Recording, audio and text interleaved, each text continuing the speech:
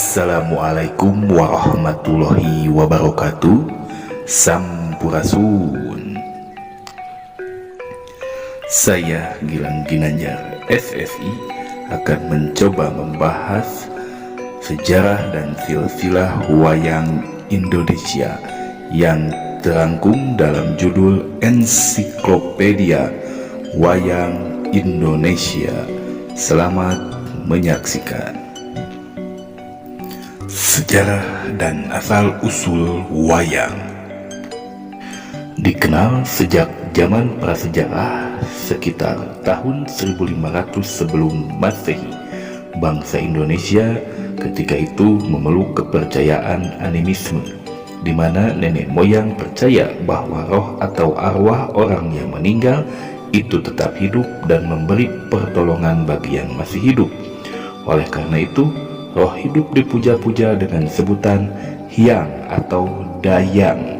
Para hyang ini diwujudkan dalam bentuk patung atau gambar. Dari pemujaan hyang inilah asal-usul pertunjukan wayang. Menurut teori para peneliti, wayang berasal dari India. Ada juga yang menyebutkan berasal dari Indonesia dan gabungan dari Jawa dan Hindu. Namun dapat dipastikan bahwa wayang berasal dari Indonesia sesuai dengan keputusan UNESCO pada 7 November 2003 menetapkan wayang sebagai pertunjukan boneka bayangan tersohor dari Indonesia dan merupakan warisan mahakarya dunia yang tak ternilai dalam seni bertutur. Dari zaman kuno hingga dewasa ini telah tumbuh dan berkembang berbagai macam wayang, tersebar di hampir seluruh pelosok tanah air, mulai dari wayang kulit, wayang golek yang tersebar di seluruh wilayah Indonesia. Di samping itu, di masing-masing daerah juga memiliki wayang sendiri, seperti Sumatera Selatan, wayang Banjar di Kalimantan Selatan, wayang Sasak di Lombok, wayang Bali di Pulau Bali. Sedangkan di Jawa mulai dari Jawa Barat, Jakarta, Jawa Tengah, Yogyakarta, Jawa Timur, termasuk Madura, banyak sekali jenis wayang.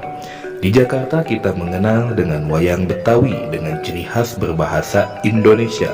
Di Jawa Barat ada wayang golek Sunda, wayang Cirebon, wayang Tambun, dan lain-lain.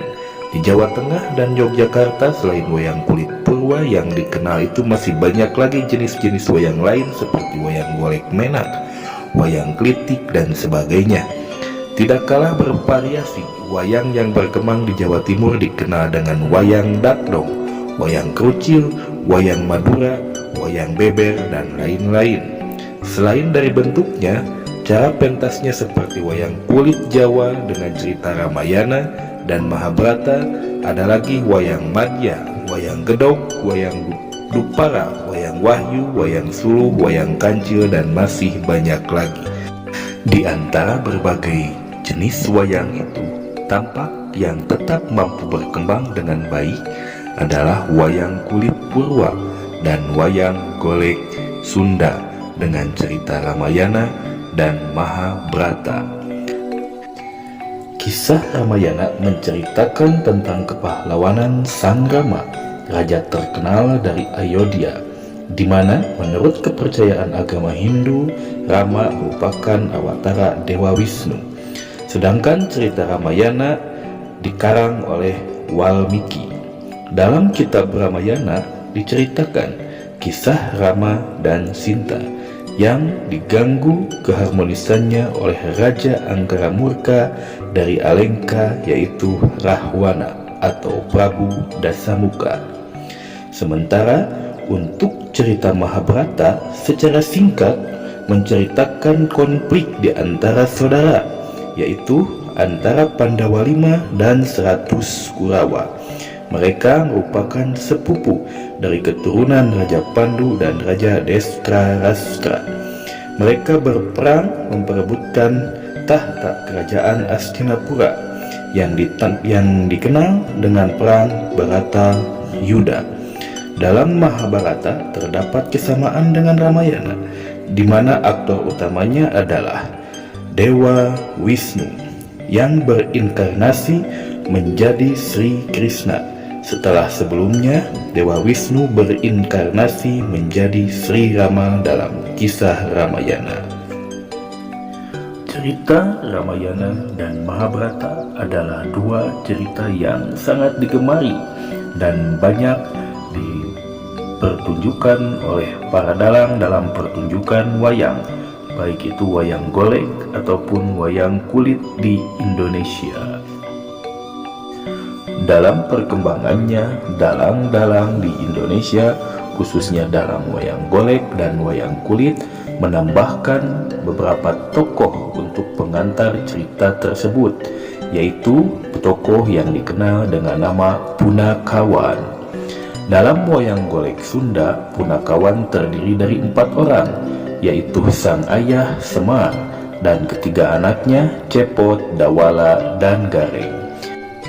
Sementara untuk wayang kulit Jawa, tokoh Punakawan terdiri dari Semar, Petruk, Gareng, dan Bagong. Tujuan diciptakannya tokoh Punakawan adalah untuk menarik minat dari para penggemar wayang di Indonesia dan sebagai ciri khas jati diri orang Indonesia dengan segala kelucuannya, dengan segala kepolosannya. Itulah tokoh Punakawan yang ada di wayang Indonesia. Ada beberapa perbedaan antara kisah Ramayana dan Mahabharata versi India dan kisah Ramayana dan Mahabharata versi wayang Indonesia. Tentunya itu karena disesuaikan dengan keadaan rakyat, adat istiadat, dan seni budaya yang ada di Indonesia itu sendiri.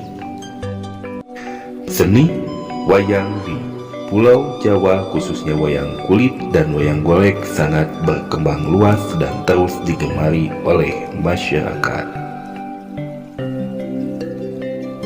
Di era modern ini, wayang sangat berkembang dengan pesat. Ada beberapa tokoh atau dalang yang sangat terkenal di Indonesia. Salah satunya adalah Kiai Haji Asep Sunandar Sunarya almarhum. Beliau merupakan dalang wayang golek yang sangat terkenal di Jawa Barat, bahkan di Indonesia. Sementara untuk dalang wayang kulit ada nama Ki Mantep Sudarsono. Sakitu hirup geus karumisan, hirup geus haruwisan je. Wayah kumaha salatna jelema kitu?